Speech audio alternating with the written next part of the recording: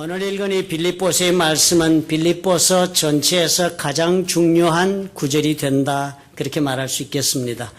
왜냐하면 이 구절은 예수님의 입장에서 바라본 주님의 마음을 설명해 주고 있는 구절이기 때문입니다. 주님은 어떻게 이 땅에 사람의 모습으로 오시고 또 그리고 죽음을 어떻게 맞으셨던가, 그런 과정을 주님은 과연 어떠한 마음으로 다 걸어가셨던가 하는 것을 설명해 주고 있는 것입니다. 그리고 그런 길을 걸어간 까닭에 주님의 삶은 결국 어떻게 되었던가 하는 것을 설명해 주는데, 그 모든 설명이 바로 주님의 입장에서 바라본 그런 설명이 되어서 또 다른 중요한 의미가 있는 것입니다. 그 시작이 대단히 신선한 충격적인 도전의 말씀으로 시작을 합니다. 너희 안에 이 마음을 품어라, 곧 그리스도 예수의 마음이다, 그렇게 부탁합니다. 사실 인생은 마음먹기에 달렸다고 우리가 말할 때도 얼마나 많습니까? 우리가 어떤 마음을 품고 오늘 하루를 내가 살아가는가가 나의 오늘의 모든 것을 좌우할 때가 얼마나 많습니까? 인생 만사 어떻게 보면은 내가 어떤 마음을 품고 경영해 가는가에 따라서 전혀 내 인생도 그 모습이 달라질 수가 있기 때문입니다. 내 마음의 상태가 바뀌면 내 눈에 보이는 것도 달라지는 것을 우리가 얼마나 자주 경험합니까? 내 마음의 상태가 바뀌면은 또한 내 귀에 들려오던 똑같은 소리도 다르게 들릴 경우가 얼마나 많습니까?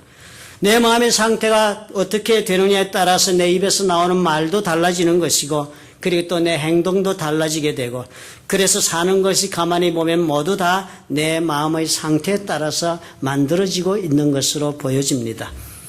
예수를 믿는다는 것이 결국 무엇을 뜻하는 것입니까? 예수를 믿는다는 것은 예수님을 나의 삶의 주인으로 삼고 살아가겠다 하는 것이 우리 그 신앙인의 목표가 되는 것이 아니겠습니까?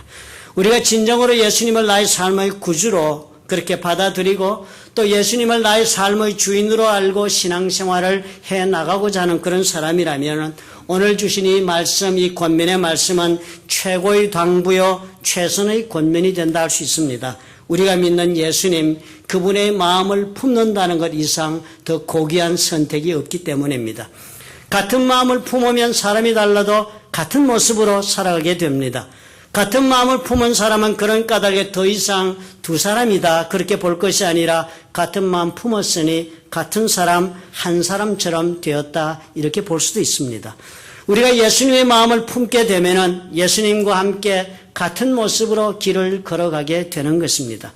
그뿐 아니라 그렇게 길을 걸어가다 보면 우리는 예수님의 마음을 품고 사는 덕분에 우리 자신들도 예수님을 닮은 모습으로 그렇게 점차 변화해가는 것입니다.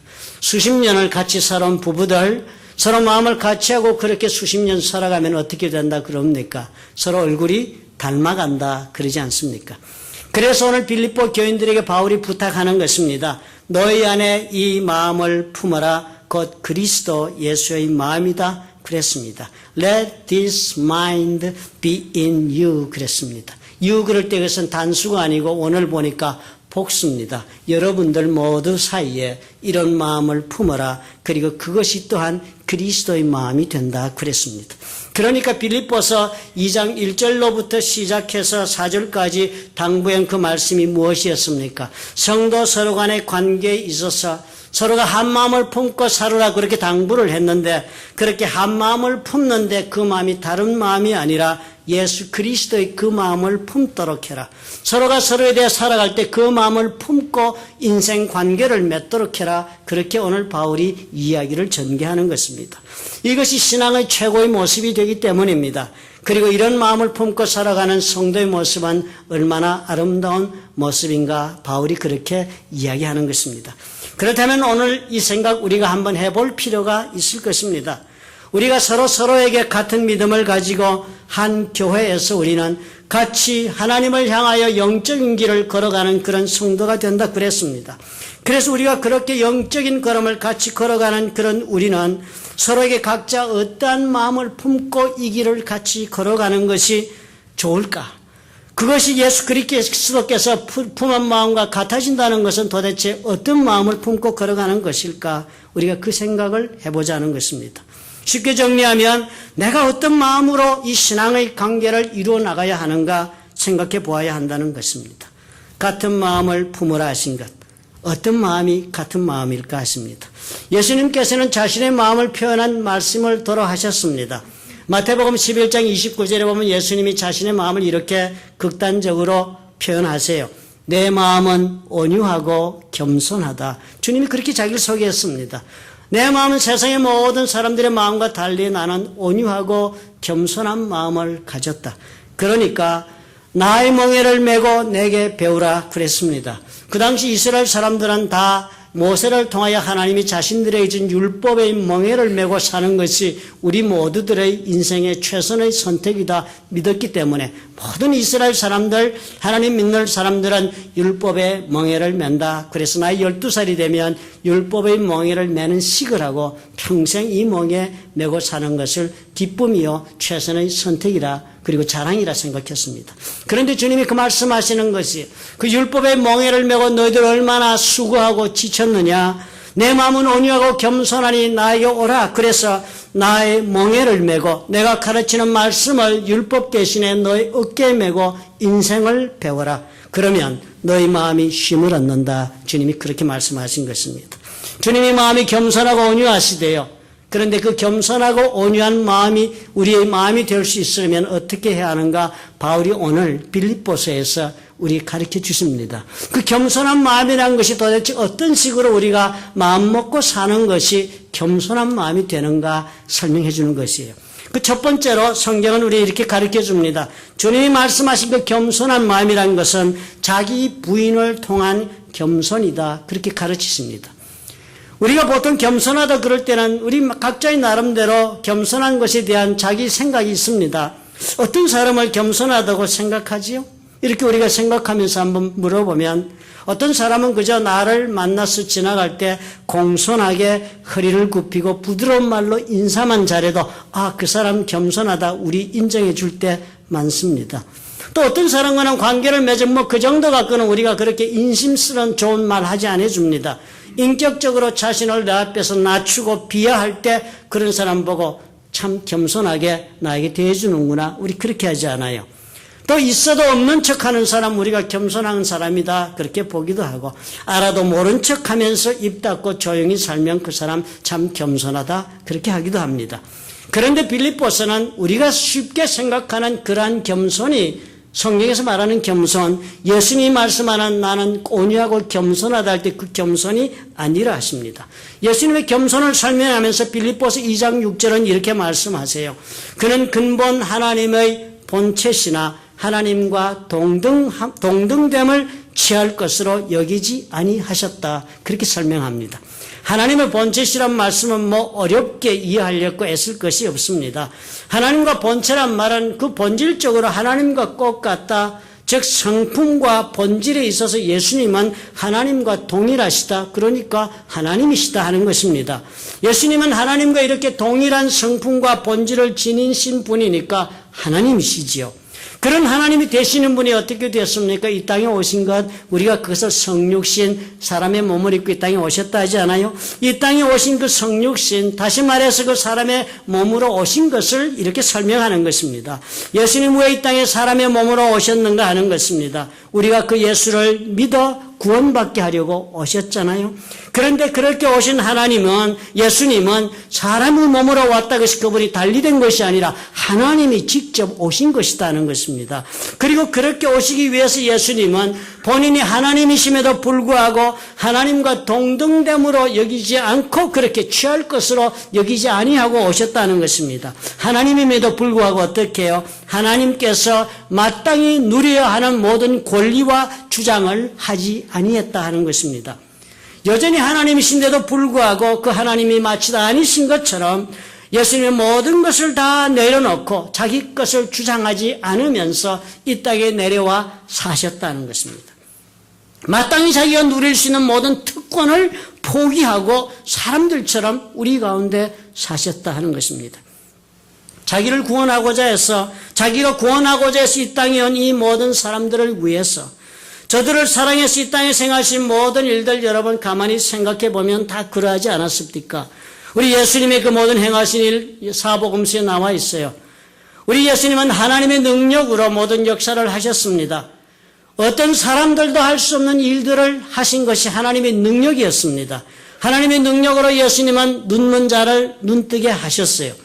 하나님의 능력으로 예수님은 문둥병자도 고쳤습니다. 세상에 천형을 받은 사람들이 그 당시는 문둥병이라고 그랬습니다.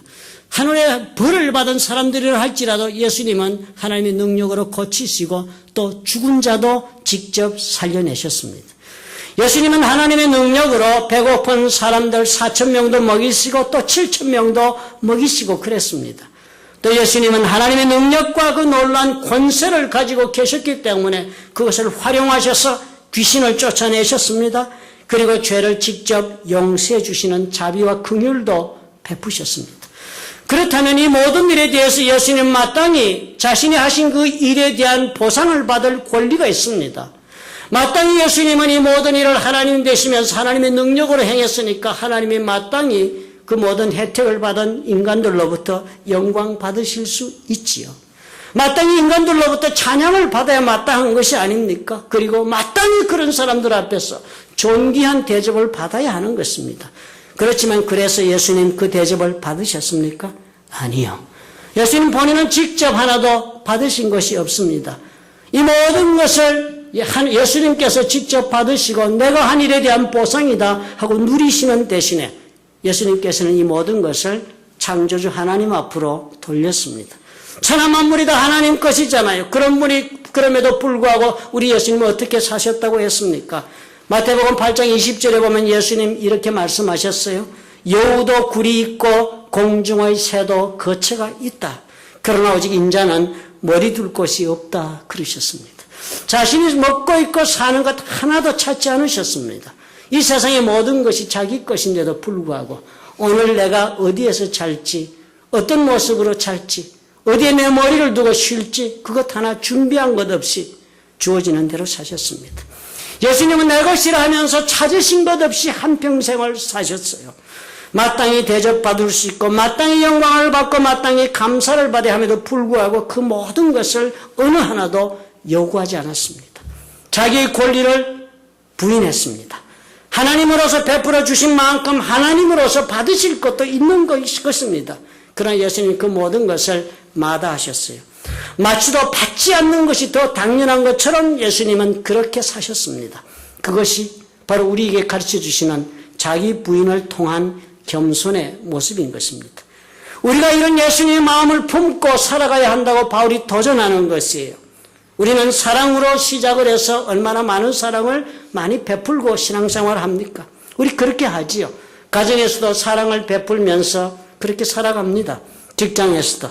그러나 우리가 그렇게 사랑을 실천하고서도 얼마나 자주 우리는 이 자기 부인에서 실패를 하고 있습니까? 내가 베푼 사랑에 대해서 우리는 받을 것을 얼마나 계산할 때가 많아 실족하게 됩니까? 제대로 내가 사랑을 베풀었음에도 불구하고 제대로 나에게 대해주지 못하는 너, 고마운 마음을 전혀 나한테 표시할 줄도 모르는 너, 나에게 제대로 감사조차 하지 못하는 너, 이렇게 생각이 들 때 우리는 얼마나 큰 배신감을 느낍니까? 큰 사랑을 베풀어 놓고도 자기 부인을 선택하지 않아서 그러신 것입니다. 이러한 자기 부인이 없이 과연 우리가 겸손해질 수 있겠습니까? 왜 우리가 실제로 내 자신을 보면 많은 사람을 사랑하고 그리고 베풀고 헌신을 하고 나누고 살고 있음에도 불구하고 그런데도 불구하고 내 인생에 왜 인간관계에서 이렇게 고독하고 힘들까 생각해 보셨습니까? 내 것을 내 것이 아니라고 부인하는 일이 빠져서 그렇습니다. 모든 것이 하나님께로부터 온 것이 나의 것이 아니다 하는 그 생각을 내가 품고 내 것이 아닌 것 가지고 내가 비록 내 손에 위탁된 것이니 내가 이것을 나누어주고 베풀고 준들 그것에 대한 보상을 바란다는 것은 아무 의미가 없다. 이렇게 생각하는 법을 우리가 배우지 못해서 그렇습니다. 일일이 내가 베푼 것을 내 영혼의 그 장부 속에 다 기록해 가면서 그렇게 계산하고 있으면서 그래도 나는 계속적으로 겸손한 마음을 유지하면서 어제 베푼 사랑을 오늘도 베풀어 나갈 수가 있겠습니까? 안 됩니다. 자기 부인이 없으면 내가 빼앗긴 권리가 있다 이런 생각이 결국은 들어옵니다. 그래서 결국은 어떻게 해요? 상대를 위해서 내가 사랑을 베풀었음에도 불구하고 나는 그 사람을 결국은 비판하고 그리고 정죄하게 됩니다. 사랑하는 마음으로 많은 희생을 했고 그렇게 좋은 마음으로 시작한 우리 사람들과의 관계가 어떻게요?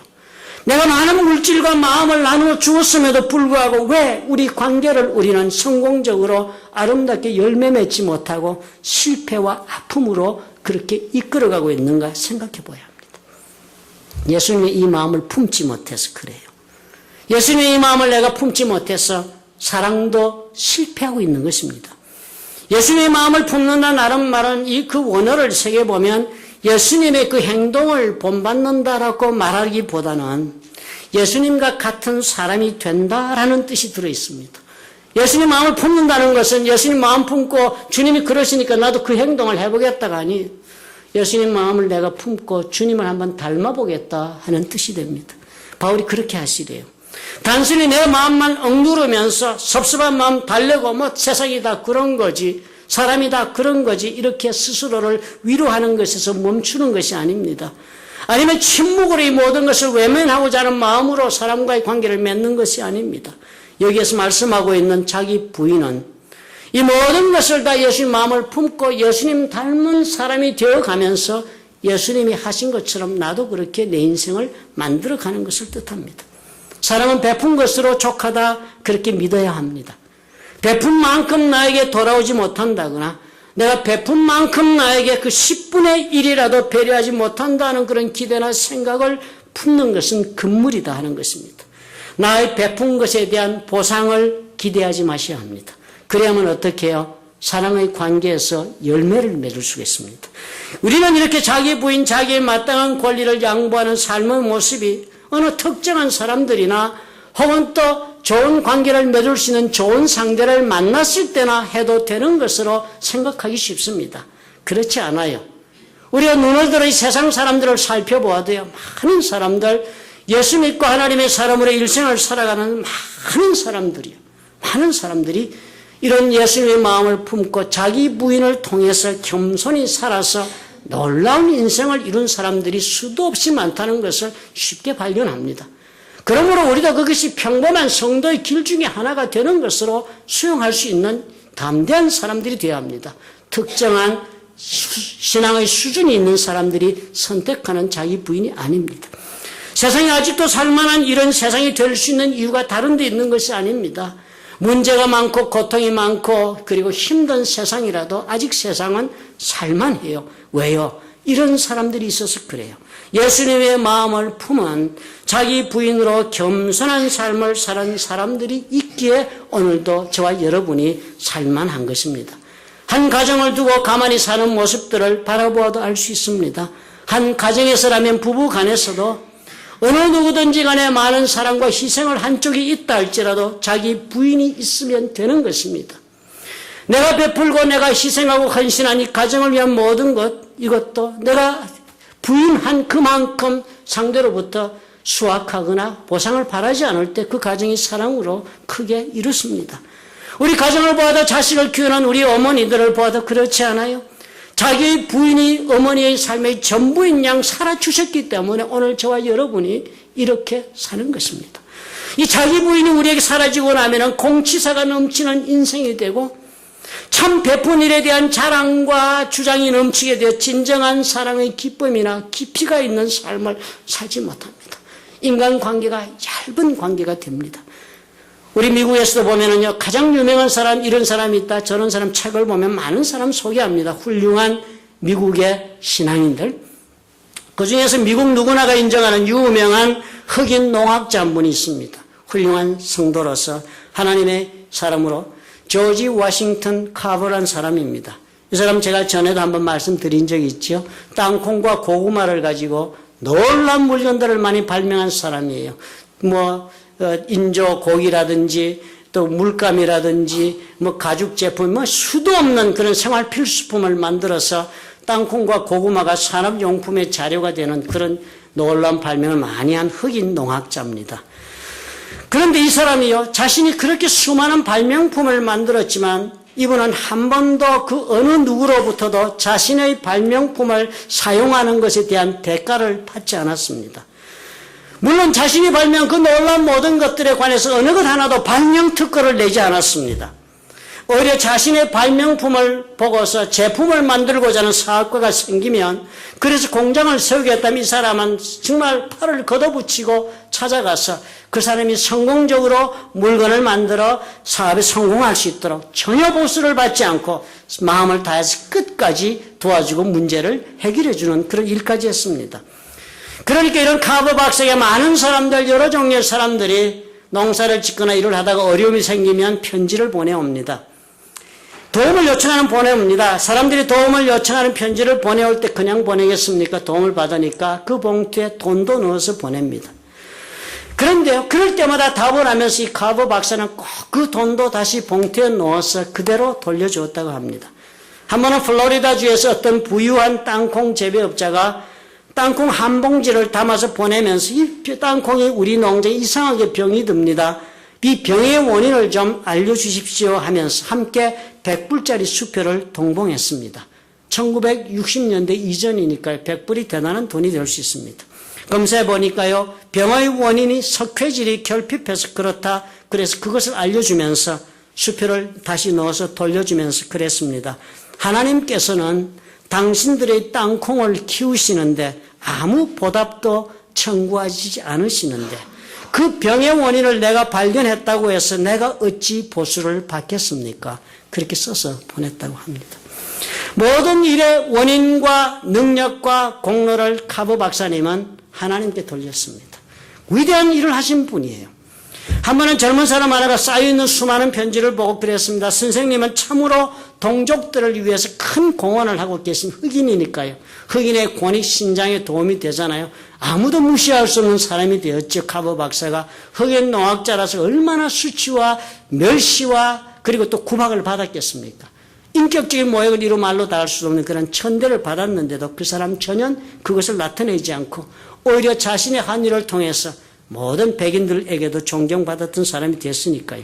그랬더니 그 사람 그랬습니다. 이 사람아, 나는 하나님을 돕는 사람에 지나지 않네. 그랬습니다. 내가 믿기는 하나님은 어떤 한 종족만 생각하시지 않고 모든 인간에 필요하신 것을 염려하신다.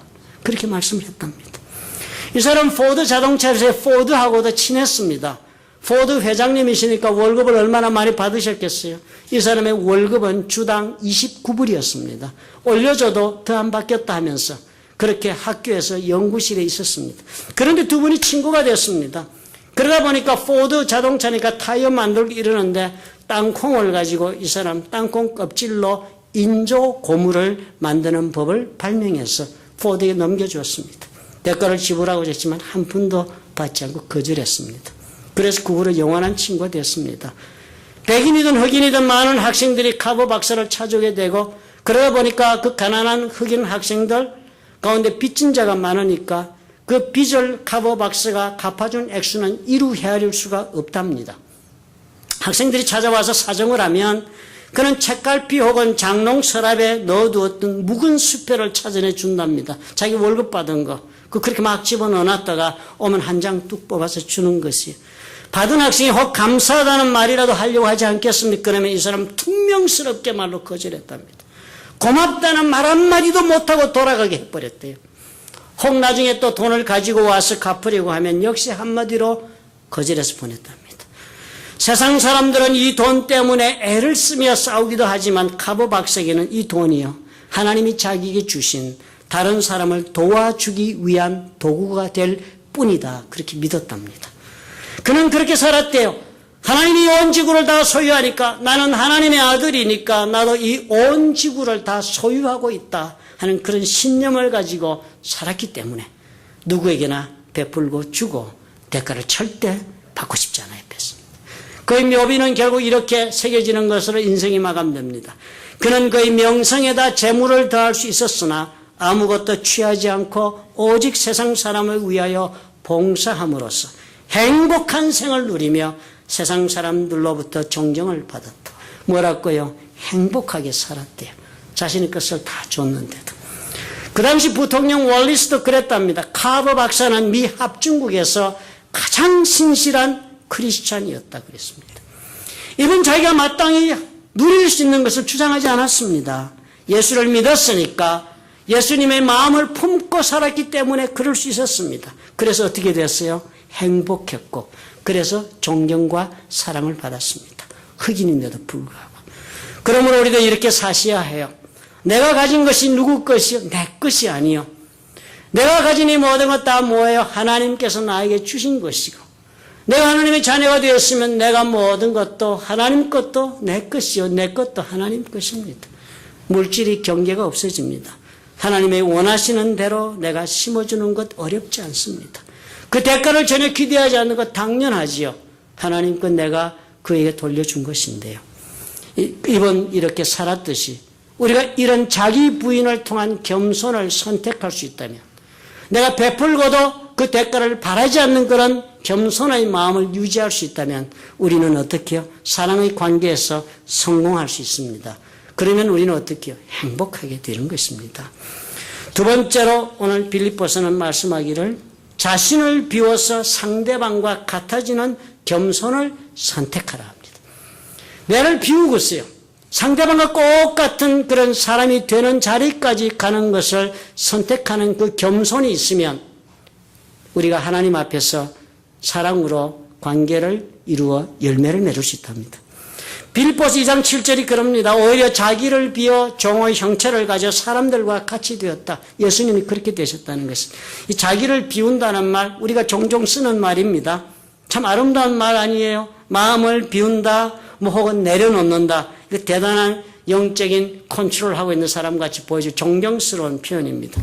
언젠가는 김수환 추기경께서도 이 표현을 써서 많은 사람들이 감명을 받고 전국의 유행어가 됐습니다. 마음을 비우자.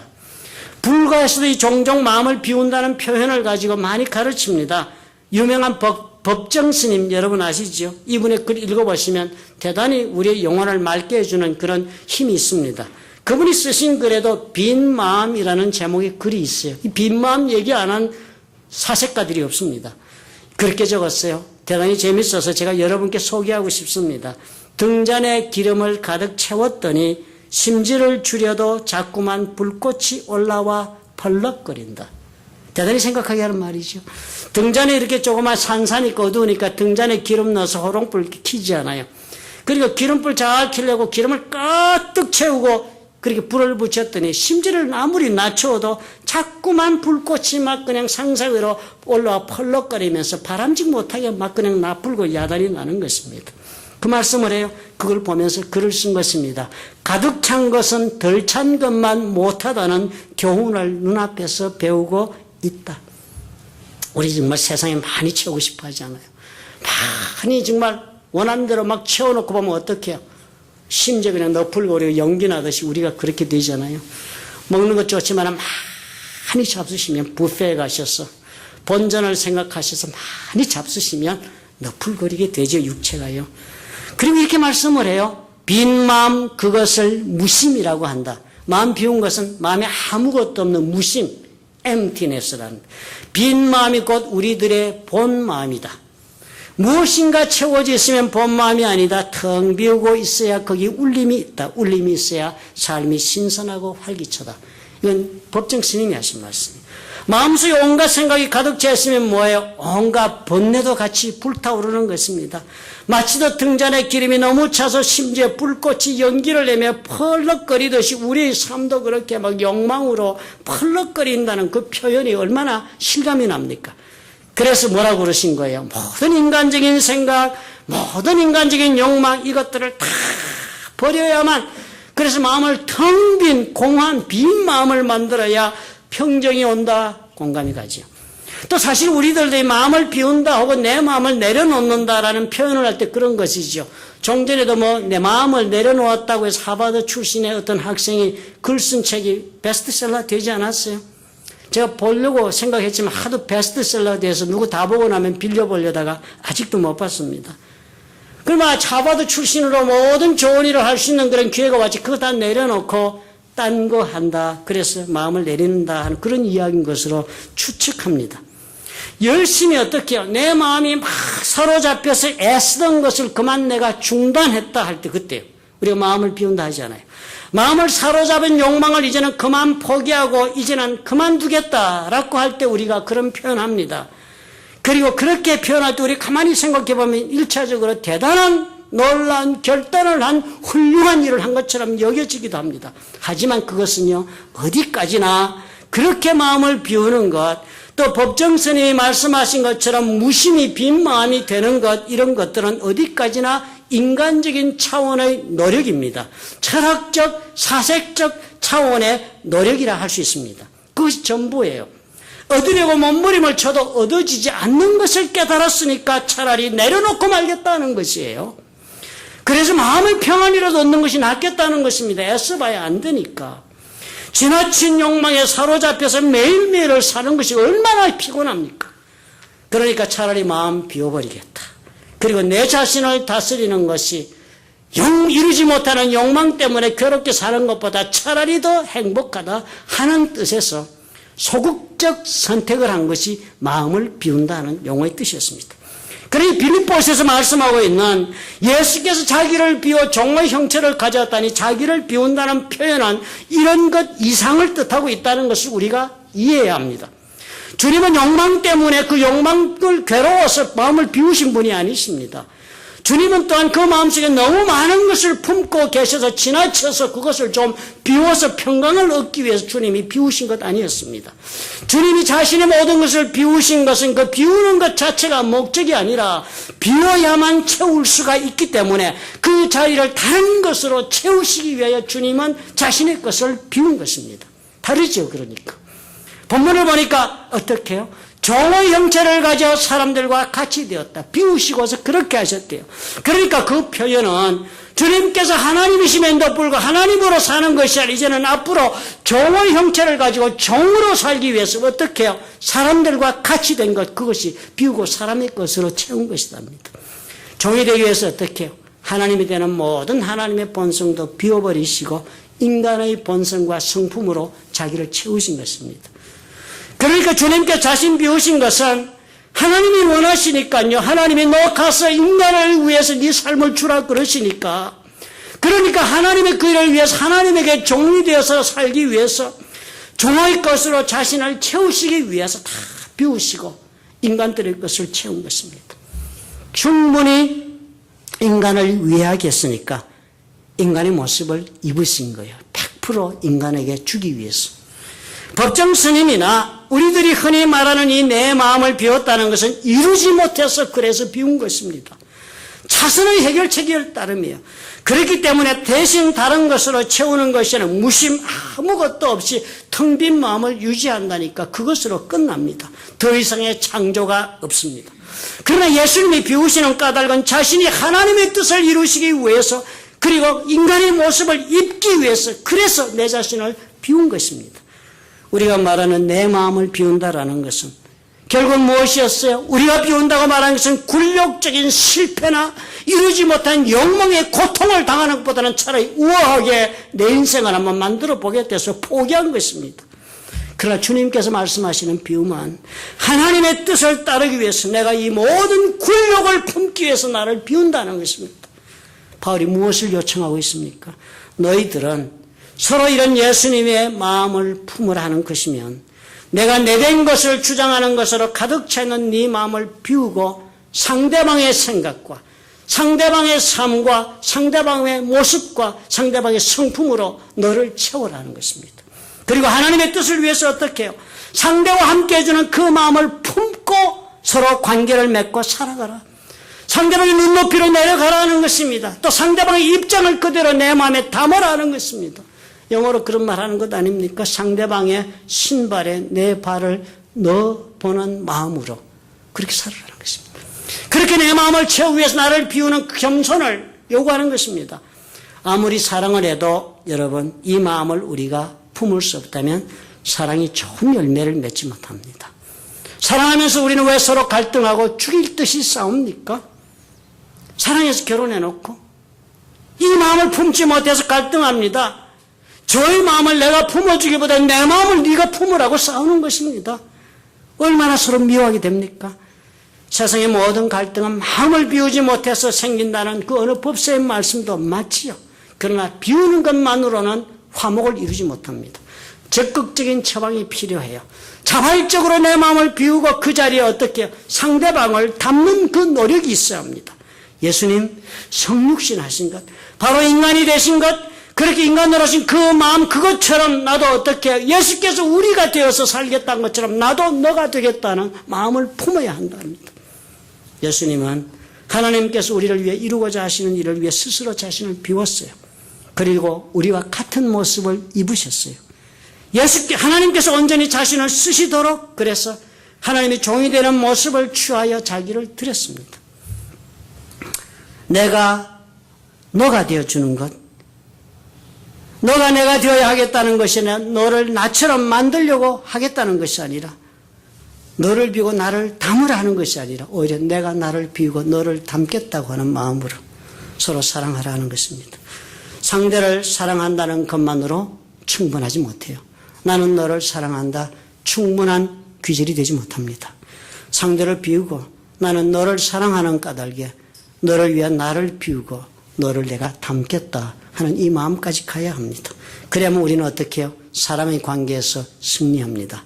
이런 마음 품으면 어떻게 해요? 상대의 문제가 나의 문제가 되는 것처럼 살아줄 수 있습니다. 하나님 앞에서 마치도 내가 저를 위하여 회개해야 하는 것처럼 그렇게 사라집니다. 저의 잘못이 마치도 나의 잘못인 양 내가 아파하며 살아줄 수 있습니다. 그렇게 하면 어떻게 돼요? 사랑은 자라가고 발전하고 그리고 열매 맺습니다. 세 번째로 주님은 하나님의 뜻을 위해 순종함으로 죽는 자리까지 나아가는 그런 겸손을 실천했습니다. 2장 8절에 사람의 모양으로 나타나셨음에 자기를 낮추시고 죽기까지 복종하셨다. 곧 십자가에 죽고 있습니다. 그 당시 십자가라는 것은 로마 시민들이라면 입에도 올리기 싫어하던 용어였습니다. 점잖은 사람은 이런 말 안 하고 사는 거예요. 이건 욕이었습니다. 수치고 저주였습니다. 그런데 주님은 어떻게 그 십자가를 받으셨다.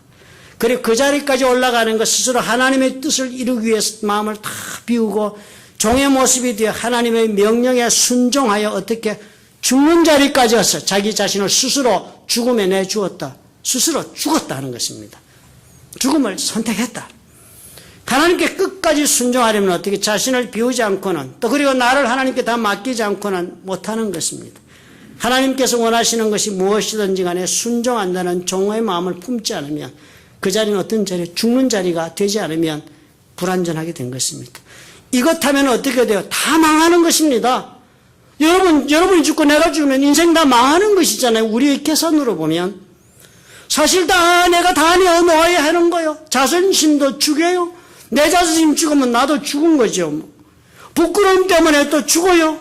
얼굴 못 들고 사니까 산 목숨 아니게 모든 것이 다 끝장나는 것입니다. 이것은 내가 죽어준다는 것. 그런데요, 이 세상의 말로 죽어야 된다는 거예요. 우리가 사랑을 이루려면 사랑과의 관계를 상대에 내가 죽어줘야 하는 것입니다. 예수님 그렇게 하셨듯이 우리도 그런 마음을 품고 하나님의 뜻을 위해 나를 죽여야 합니다.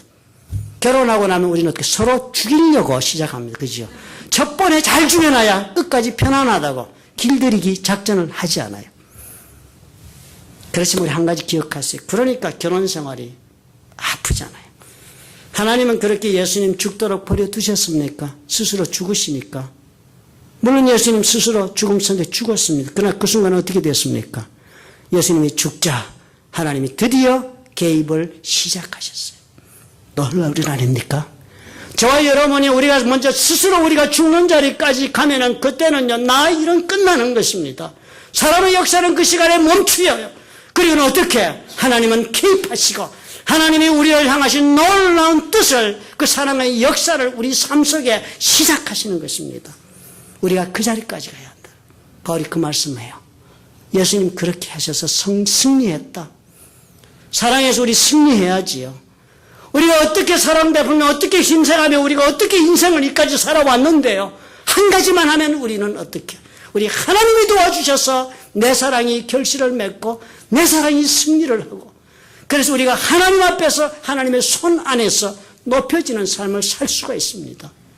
성도 간에 언제나 사랑을 행복하고 서로 존경하고 존경받을 수 있습니다. 어떻게 하라고요? 이 세 가지를 하락하는 것입니다. 소극적으로 마음만 비우는 철학가 되지 마십시다. 우린 실질적으로 실천하는 성도가 됩시다. 먼저 어떻게 해요? 나의 모든 것을 내려놓아요. 대가를 바라지 않습니다. 내 권리를 주장하지 않아요. 내 모든 것은 아버지께서 주신 것이니 나도 거저 받았으니 거저 준다. 주는 것으로 끝납니다. 두 번째 어떻게 해요? 상대방의 입장에 내가 가보는 것입니다. 상대방을 내가 원하는 모습으로 만들 것이 아니라 상대방의 그 모습은 내 속에 품고 상대를 살아주겠다. 마음먹는 것입니다. 세 번째는 어떻게 해요? 죽는 것입니다. 내 것을 다 내려놓고 죽어요. 내 주장도, 내 판단도, 내 감정도, 내 자존심도, 내 삶도 다 죽어요. 그러면 어떻게 해요? 하나님이 역사하십니다. 우리가 그런 주님의 마음을 품으시면 어떻게 해요? 주께서 높임을 받았듯이 우리 삶도 인정받고 높임받아 행복하고 존경받는 삶 된다 하십니다. 믿으시면 아멘 하십시다. 믿으시는 줄 압니다.